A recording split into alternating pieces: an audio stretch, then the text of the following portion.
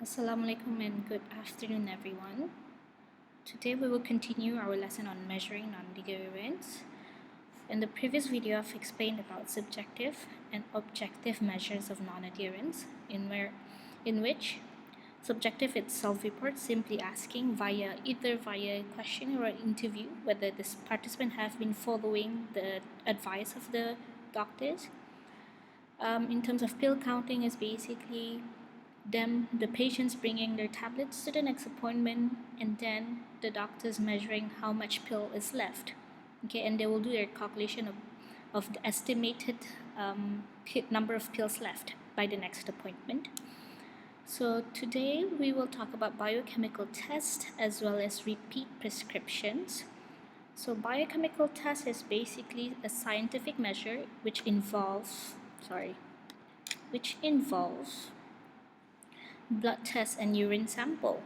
Okay, so how do we measure non-adherence via this method?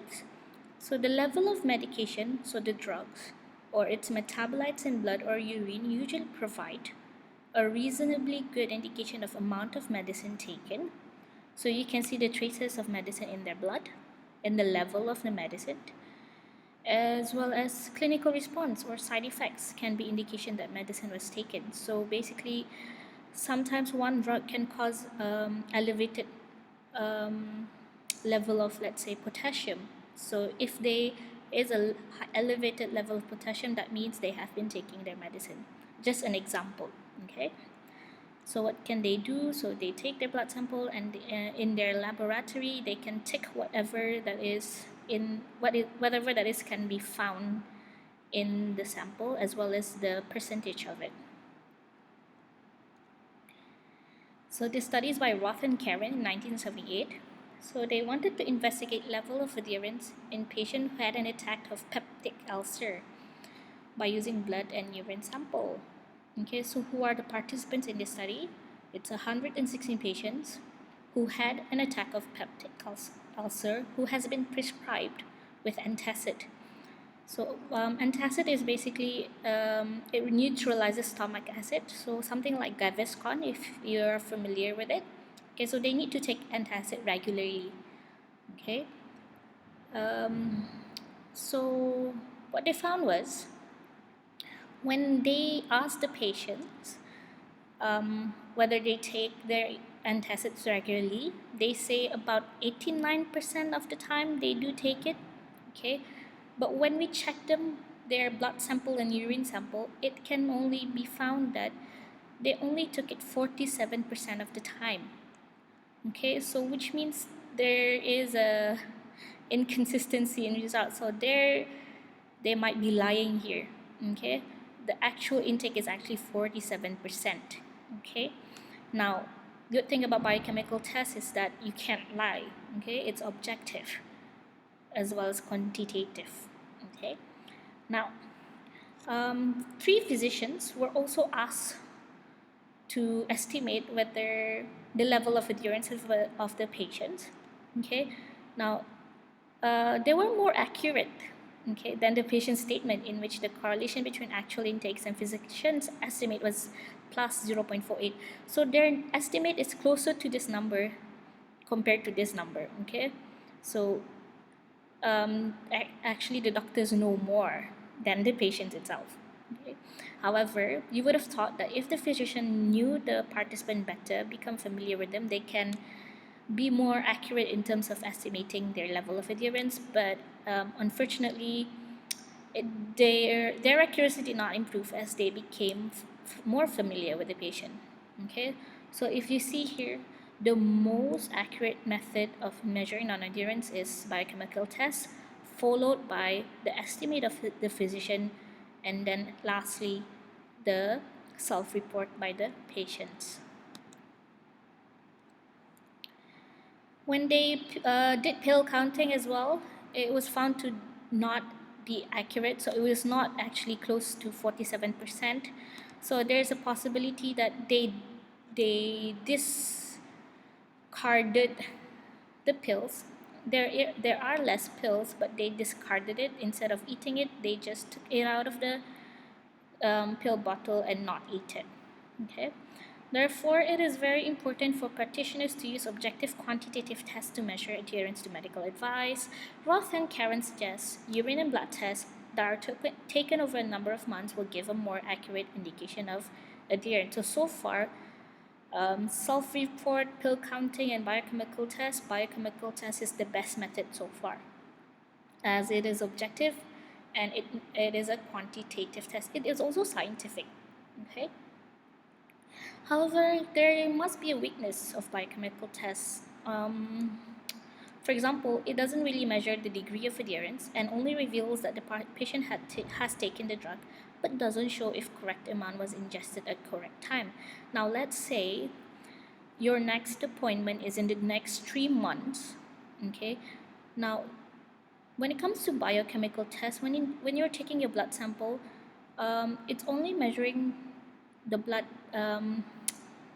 The amount of the drugs within maybe the few days before the appointment.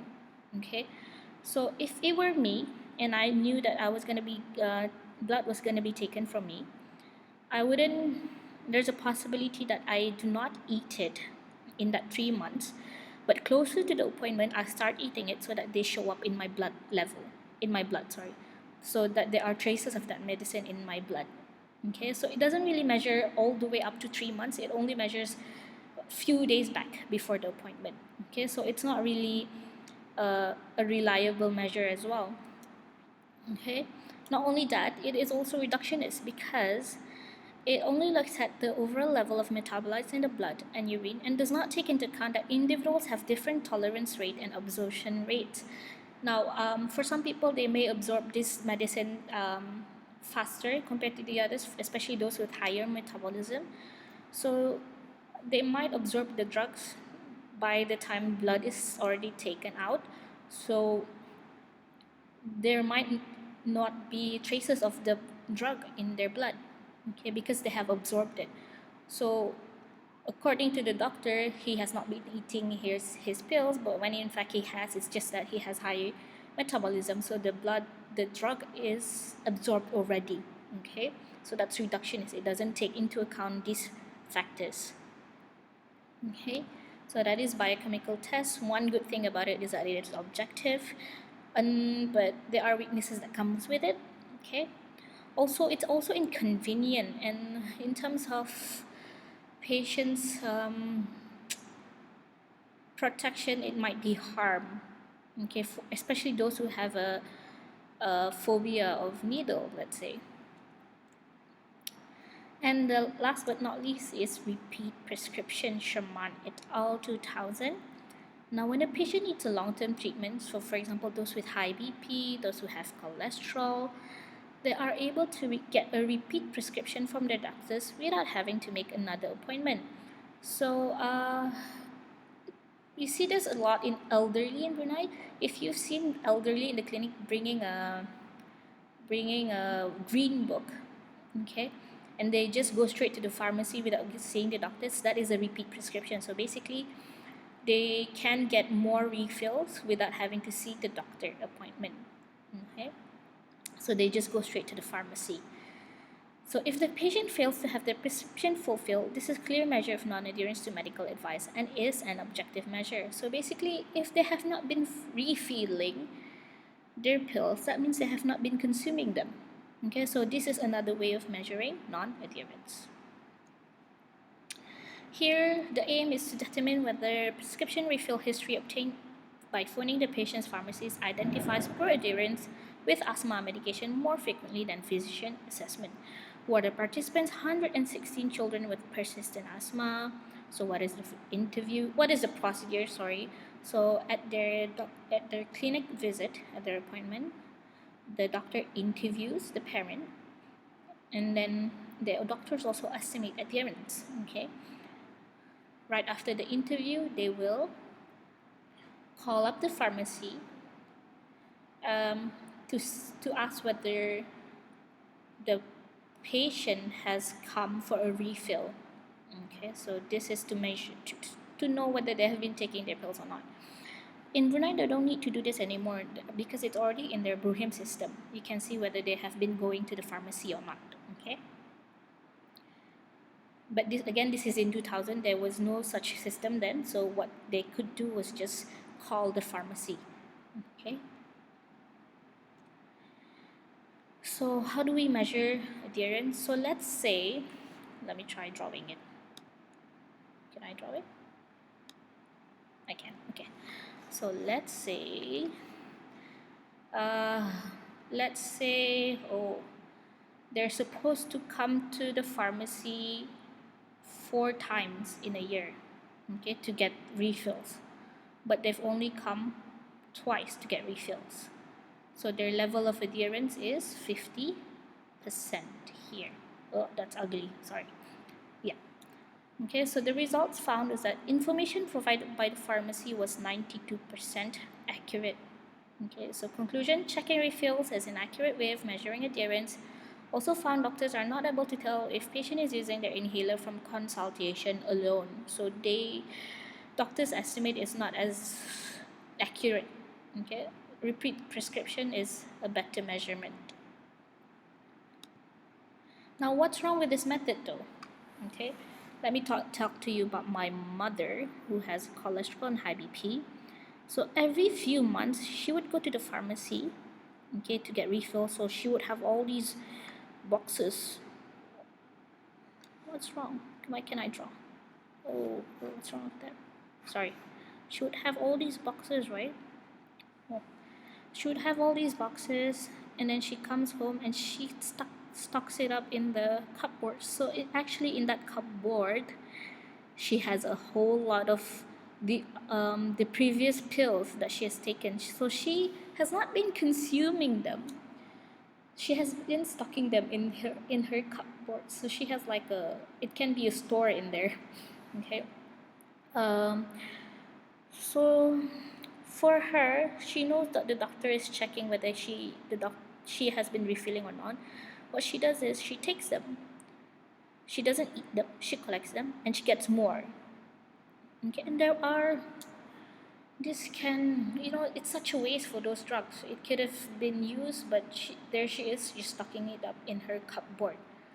Okay, so again, with repeat prescription, they can still refill even though it's not been consumed.